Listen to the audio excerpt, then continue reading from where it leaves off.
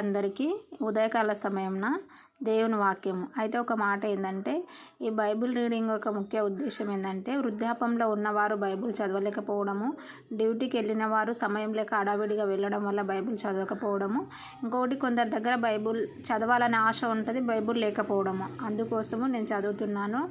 Long వీడియోలో ప్రతిరోజు morning evening Bible చదువుతున్నాను, మీరు వినవచ్చు. అయితే మీకు వీడియోలు రావాలంటే లైక్ చేయండి, సబ్స్క్రైబ్ చేసుకోండి ప్లీజ్.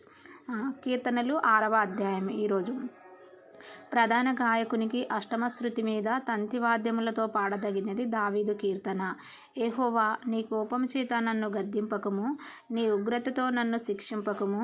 యెహోవా, నేను కృషించి ఉన్నాను, నన్ను కరుణించుము. యెహోవా, నా ఎముకలు అదురుచున్నవి, నన్ను బాగు చేయుము. నా ప్రాణము బహుగా అదురుచున్నది. యెహోవా, నేను ఎంతవరకు కరుణింపకయుందువు? యెహోవా, తిరిగి రమ్ము, నన్ను విడిపింపుము. నీ కృపను బట్టి నన్ను రక్షించుము. మరణమైన వారికి నిన్ను గూర్చిన జ్ఞాపకం లేదు. పాతాళంలో ఎవరు నీకు కృతజ్ఞతాస్తుతులు చెల్లింతురు?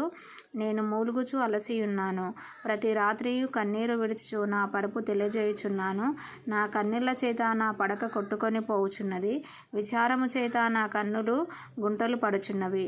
నాకు బాధ కలిగించు వారి చేత అవి చివికి ఉన్నవి. యెహోవా నా రోదన ధ్వని వినియున్నాడు. పానము చేయువారు